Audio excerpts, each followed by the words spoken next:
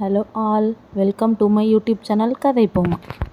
அழகே அழகு சீரியலில் நாளைக்கான எபிசோடில் என்ன நடக்க போகுதுன்னு தெரிஞ்சுக்க ஆர்வமாக இருக்கீங்களா? அப்போ என்னோடய சேனலை சப்ஸ்கிரைப் பண்ணி இந்த வீடியோ பிடிச்சவங்க ஒரு லைக் போடுங்க. அதுக்கு முன்னாடி சுரேஷும் மதியும் ஒருத்தரை புரிஞ்சுக்கிட்டு அவங்க 2 பேரும் சேர்ந்து வாழ்கிற மொமெண்ட்டுக்காக யாரெல்லாம் வெயிட் பண்ணுறீங்களோ அவங்க கமெண்ட்டில் சொல்லுங்கள். சுரேஷ் காலையில் எழுந்திரிச்சு கிளம்பி ஸ்டேஷனுக்கு போக ரெடி ஆகிட்டு இருக்காங்க. மலர் வந்து கேட்குறாங்க, சுரேஷ் காஃபி போடட்டுமா? போடுங்க அண்ணி, குடிச்சிட்டு போகிறேன். உங்களுக்கும் இப்போவே காஃபி போட்டுட்டுமா அப்படின்னு மலர் ராஜலட்சுமி பார்த்து கேட்க, நீ ராஜலட்சுமி சொல்கிறாங்க, ஏன் நான் இந்த டைமுக்கு எப்பவும் காஃபி குடிக்க மாட்டேன்னு உனக்கு தெரியாதா? இப்போவே இந்த கேள்விக்கு போட்டு கொடுத்துட்டா ஒரு வேலை முடிஞ்சிரும்னு நினைக்கிறியா? நான் சும்மா காஃபி போட உனக்கு அவ்வளோ கஷ்டமாக இருக்கோ அப்படின்னு ராஜலட்சுமி கேட்க, மலர் சொல்கிறாங்க, அப்படிலாம் இல்லை அத்தை, சுரேஷ் இப்போ வேணும்னு கேட்டாங்க, சரி அப்படியே நீங்களும் இன்னொரு காஃபி குடிக்கிறீங்களான்னு கேட்டான், அவ்வளோதான், உங்களுக்கு எப்போ வேணுமோ அப்போவே போட்டு தரேன் அப்படின்னு சொல்லிட்டு மலர் உள்ளே போயிடுறாங்க.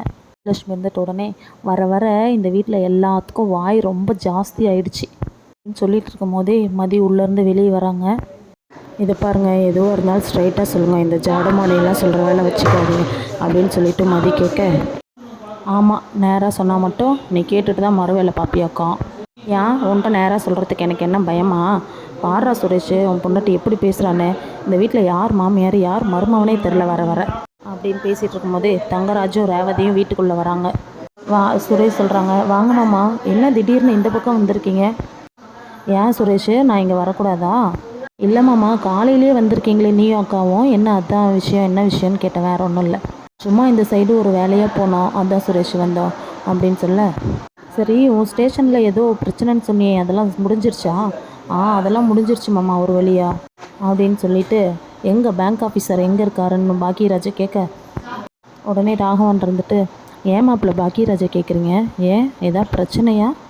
ஆமாம்மா, அதெல்லாம் ஒன்றும் இல்லை, பிரச்சனைலாம் ஒன்றும் இல்லை, சும்மா பாக்கியராஜ்கிட்ட ஒரு விஷயம் கேட்கணும் அப்படின்னு சொல்ல, ராஜலட்சுமி உடனே மலரு, மலரு அப்படின்னு கூப்பிட்றாங்க.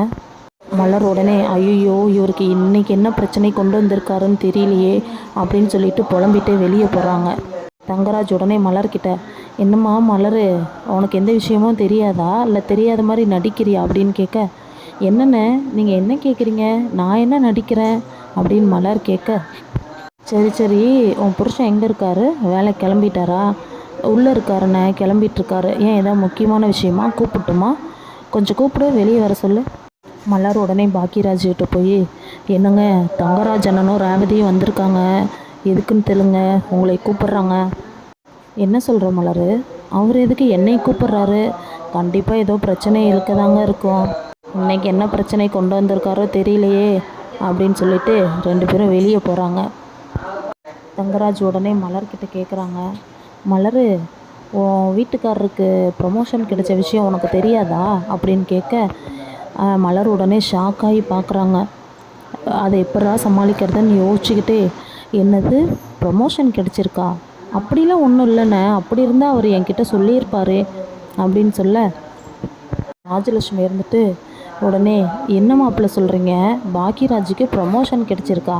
யாருமே எங்கள்கிட்ட சொல்லவே இல்லையே அப்படின்னு சொல்ல, தங்கராஜ் உடனே, நீங்களே கேளுங்க அவர்கிட்ட.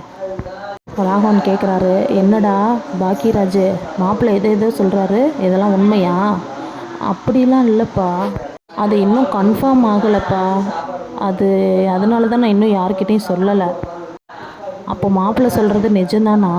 இல்லை நிஜம்தான்ப்பா, ஆனால் இன்னும் கன்ஃபார்ம் ஆகலை. சரி, கன்ஃபார்ம் ஆனவுடனே சொல்லிக்கலான்னு நான் விட்டுட்டேன்ப்பா.